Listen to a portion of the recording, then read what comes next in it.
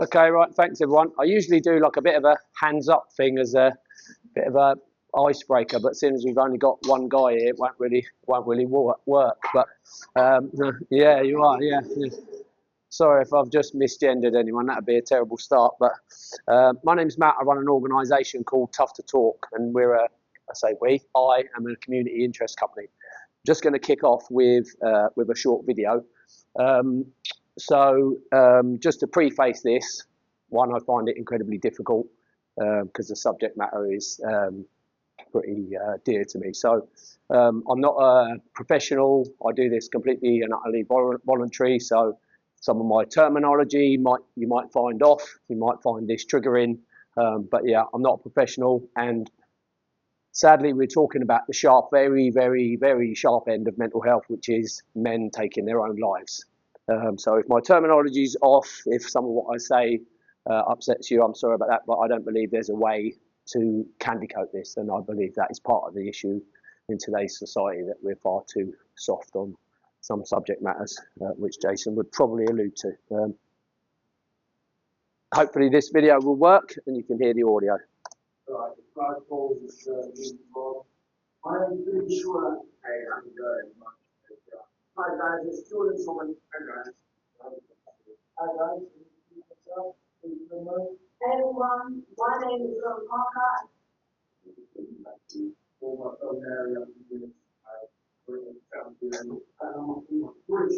Couple one, European and World Boxing Champion. Well, former world and European right champion in Christmas. Former world Two of my biggest achievements as a professional, I've got to be winning the IBO's continental title as well as the EBU European title. It's tough to talk, but it's good to talk. It's tough to talk, but let's talk. One message for you guys. It's tough to talk, but it's good to talk.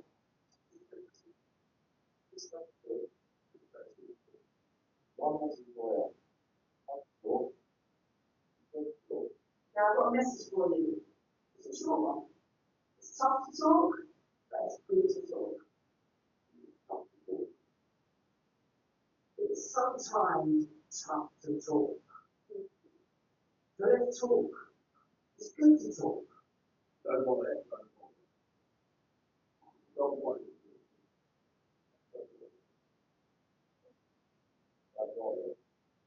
So don't worry. It doesn't always have to be something. I'm here, I'm ready, and I'm willing. So listen, I'm looking forward to it. Let's get it on. Oh!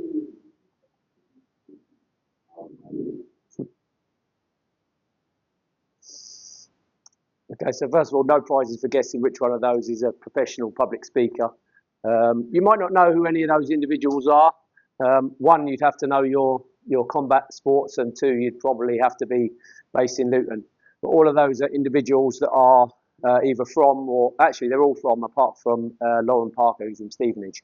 So they're all incredibly successful professional combat athletes. And if I have to explain the wording around Tough to Talk, it means my marketing and my branding is way off. But essentially, it's an advocacy service to encourage men to find their voice, to seek support, to speak to anyone in an attempt to address their mental health. And the reason why I'm using these so-called tough male role models is I take this into schools and organisations, and it's a bit of a play on words. It's tough to talk, so these are tough guys, not to bottle up your feelings, and also the term bottling it means to be afraid to do something. So it's a bit of a play on words. Sorry if I have to explain it to you. I don't want to patronise you, but so yeah, there's this kind of concept that tough guys don't talk about their feelings, that traditional gender role models encourage men to bottle it up, to keep it inside. So it's about trying to break down the stigma that talking about your feelings is taboo. it's a sign of weakness, and that it actually makes you a tough guy if you don't talk about your feelings. So it's, it's a two-pronged approach to encouraging people to talk about mental health. Why am I here? I started the CIC in a little over 3 years ago now, after losing 3 male friends to suicide inside 3 years. Sadly, since then, I've lost another 3 friends, 2 through substance abuse, 1 cocaine, 1 heroin, and one of those who died after complications from a previous suicide attempt. The first in question, so I've been involved in, and the reason why it's boxing centric, so I was a chairman of a boxing club in Hockley Ring in Luton for 13 years. I've been involved in boxing for a long time, promoting boxing shows and so on. And I've worked for Total Wellbeing Luton as a social prescriber, actually doing one-to-ones with young people. I've taught boxing in pupil referral units, and using that as boxing as a platform to for wellness, but just encouraging really like marginalised young people to be physically active and to kind of open up. And there's no better way to do that than punching each other in the face, in my opinion. But that's pretty unique.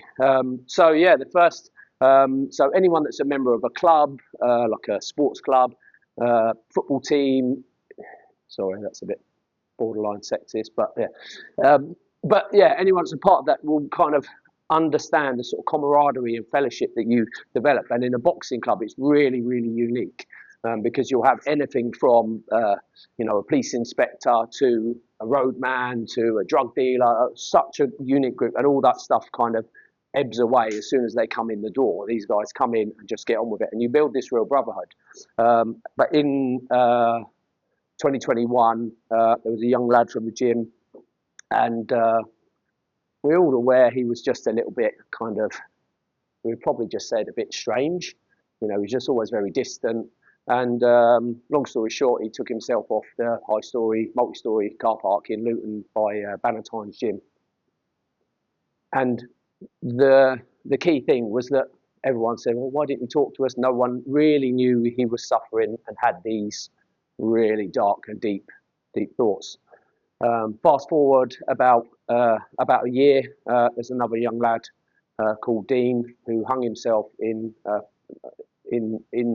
Hockley Ring, not 50 yards from the front door to the gym, off a tree in the park. And at that time, I just felt this kind of call to arms that I had to do something to start somewhere, to put my voice out there, and to not let them. And again, the same with Dean. Nobody really knew any of what he was going through. Nobody had an idea he was struggling. So I just felt this call to arms, and I just felt like I had to do something. So that was where the kind of organisation was born. And I'm not here to kind of teach you guys to suck eggs. You're all students of these topics. So I'm pretty sure you're aware of some of the stuff that's going on. But obviously, my organisation is just about trying to encourage awareness, advocacy, and taking it out. So I've been running it now for 3.5 years, completely self-funded. I've got a full-time job. I just take holiday and bring this in. So I believe in answer to where do we start, I believe in starting wherever you can, do what you can, where you can, for who you can. And that is kind of, what's brought me to where we are. So, I guess the question is throwing it out to the room, why would people think that, men find it particularly tough to talk? Yeah, pride. Yeah.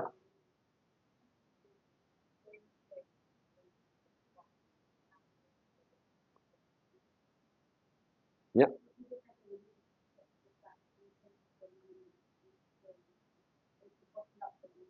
Yeah. Yeah. I'm nicking that.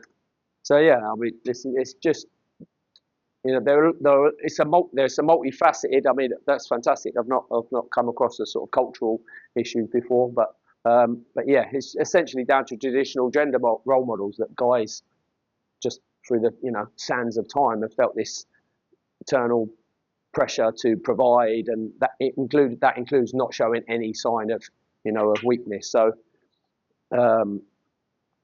yeah, and obviously it's fantastic that we're here today, and that's what we're here to here to do. Obviously, there are some elements of this presentation that I take into individuals who know absolutely nothing about mental health. So, excuse me, like I said, if there's stuff that you already know.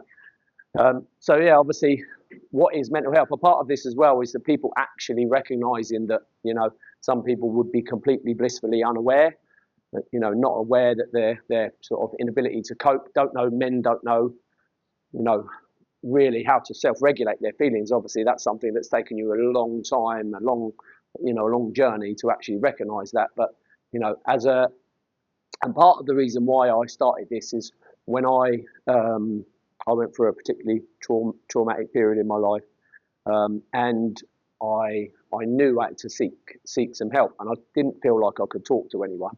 And I went to the GP and said, something's not right. I just feel like I need to speak to someone. Obviously, I can't just speak to the GP, but so they arranged me an appointment for like a GAD score assessment. And obviously, at that time, I didn't have any suicidal tendencies. One of the questions is obviously, have you ever thought about taking your life? And at that time, I didn't.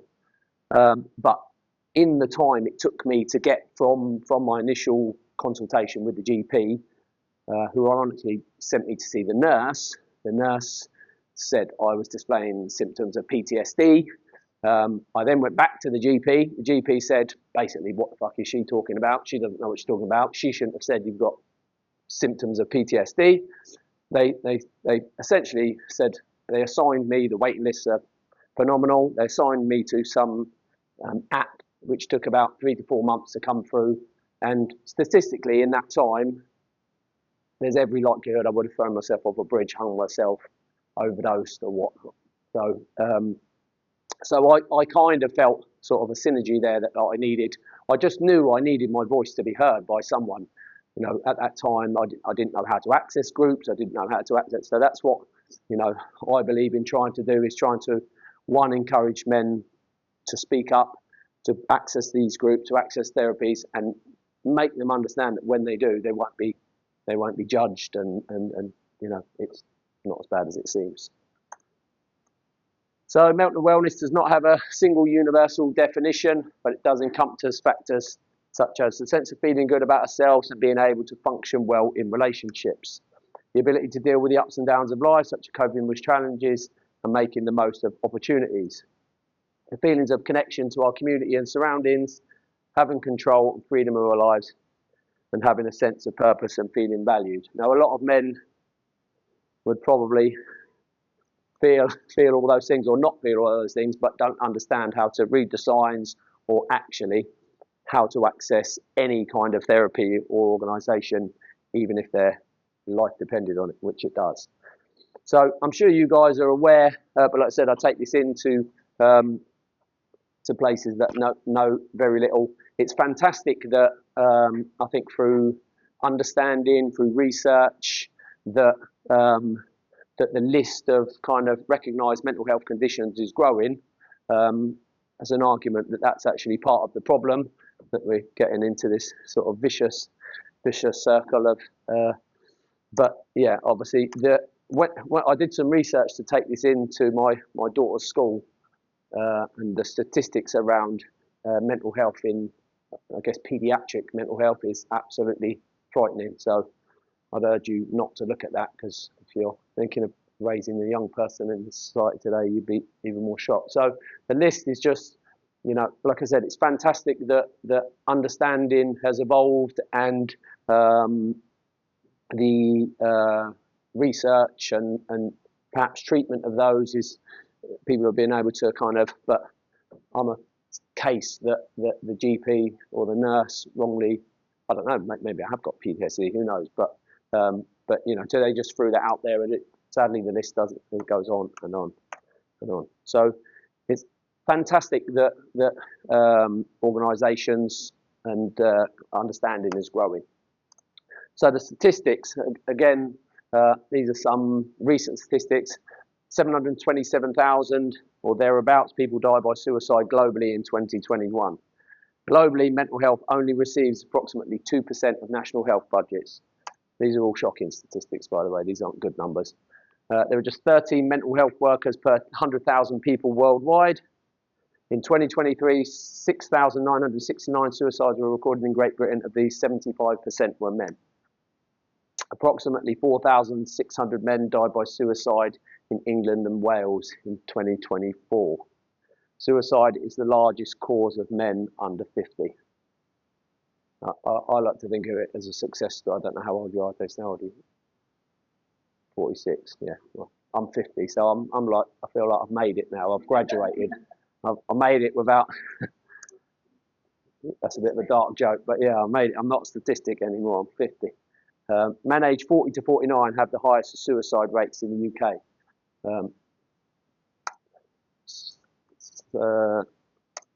Sorry. Men are less likely to accept psychological therapies with only 36% of referrals to NHS talking therapies are for men. Men report lower levels of life satisfaction than women, according to the National Wellbeing Survey, with 15.4% of men suffering from one of the most common mental health disorders. And I think in children it's something like 10%, but it's risen from 5% to 10% in a number of years.